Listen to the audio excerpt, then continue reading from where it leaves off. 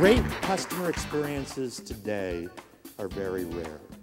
And when you are the organization that provides them, you become a beacon of light in a very dreary customer service world. When you're the organization that sees through the lens, everything speaks, creates the wow, and employees feel good about working there. While it does take commitment, to me, it's worth every moment that you put into it because it results in extreme customer loyalty. Just that one ride cost $100 million to build. But think about this. When I ask people, what impressed you about Disney World? People say, it was clean. The people were friendly. From a design perspective, that's frustrating. But from another perspective, I think it's very important because Disney World is not selling rides. What are they selling? An experience. An experience, an experience. To me, that's the biggest similarity with banking. You know and I know that financial products are becoming more and more commoditized all the time. Rides are becoming more and more commoditized all the time. You can't compete on that anymore. It has to be the overall experience. So when we were going around the room, saying, well, what are some things you could do? What are some ideas you have? What are some things you've heard about? And it came to Helen, and she said, well, I don't know if it means anything to anybody, but what I do is I tuck in the Disney characters. Imagine saying that in front of all your coworkers. Well, everybody thought this was the greatest idea, and it took off. Housekeepers were talking about it. Managers were talking about it. It's become kind of legendary there now. It's even become something of a competition for the housekeepers on different things they can do. Like some of them, they'll line the characters up in front of the television set and turn it on so you walk in.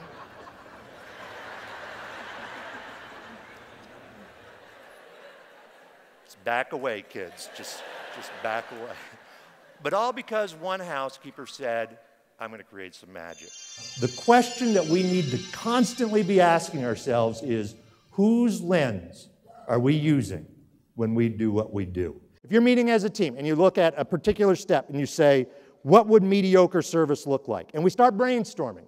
I promise you, somebody in that group on some of those steps will say, you know what? What we just defined as mediocre, oftentimes that's exactly what we're doing. Which sounds negative, but it's not. Because remember, we're not talking about poor service. We're just talking about average, mediocre service. And many times we have to admit that is exactly what we're doing at some of these steps. And it provides you as a leader a marvelous springboard for saying, well, if that's what we're doing now, and we're saying that's mediocre, then what would excellent service look like? And that's where the ideas really start coming out. I was on a Southwest plane, we were landing.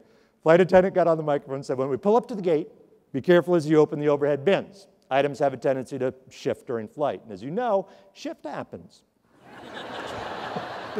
So what did she say? What? So we were hanging on every word. When the plane landed, you know how they put on the reverse thrusters to slow the plane down?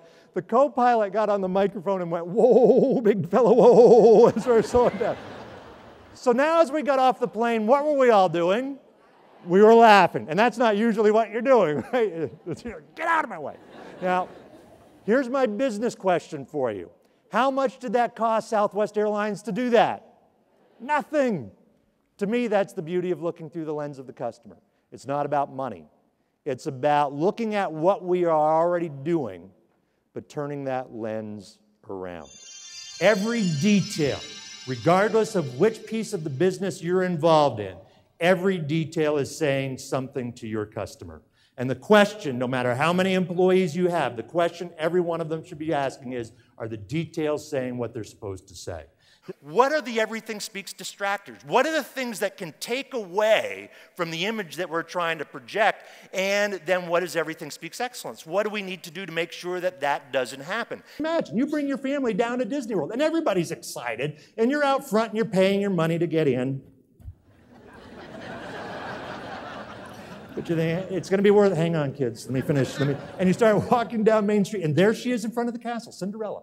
And your child, your precious little child, runs up to Cinderella, tugs on her dress. Cinderella turns around and she has a cigarette in one hand, a cup of coffee in the other hand, says, kid, I'm on break. What would be the impact on your child? Probably need therapy, right? But here's the business question. Does it matter how many billions of dollars they spent building Disney World at that moment? Does it matter? It's not worth anything. In the back of the customer's mind, you want them just to think for a moment, wow, that's it. Because, and this is the point, little wows add up. I believe world-class organizations have non-negotiables. That as an employee here, these things are non-negotiable. Imagine every single employee recognizing as non-negotiable being accurate, being available, partnering with our customers and teaching them something they didn't know. That's how you create the little wows that drive intense loyalty. Hang on, I'm getting it. You're parked in Goofy 21. You're thinking, oh man, these Disney people can read my mind. The key control folks, as they hand the keys back, you know, and again, let's say it's the dad that locked the keys in the car. And as we said, it's embarrassing. And so as they hand the keys back, they'll try and save the dad's pride. They'll say something like, I'm sorry the keys got locked in the car. Like it's their fault. I'm sorry the keys got locked in the car. And the dad will always say the same thing. That's okay. Always. The really tough ones say, just don't let it happen again. Then there'll be trouble. Dennis Snow is an expert in customer service, employee development, and leadership. His customer service abilities were honed over 20 years with the Walt Disney World Company, beginning his career in 1979 as a frontline attractions operator, then moving throughout the company in various leadership positions, learning what it takes to run a world-class, service-driven organization. Dennis launched a division of the Disney Institute, which quickly became the fastest-growing venture of the Institute and experienced repeat business of nearly 100%. He also spent several years teaching corporate philosophy and business practices to cast members and the leadership team. In his last year with Walt Disney World, Dennis's leadership performance was ranked in the top 3% of the company's leadership team. Dennis is the author of 2 books, Unleashing Excellence, The Complete Guide to Ultimate Customer Service, and his newest, Lessons from the Mouse, a guide for applying Disney World's secrets of success to your organization, your career, and your life. To me, that's what it comes down to. It all comes down to those moments of truth.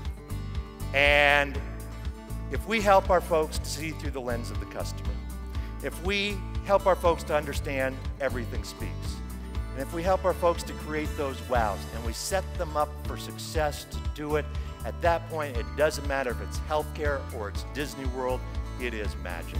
Thank you all very, very much for your attention. I hope these ideas have been helpful. Thank you very much.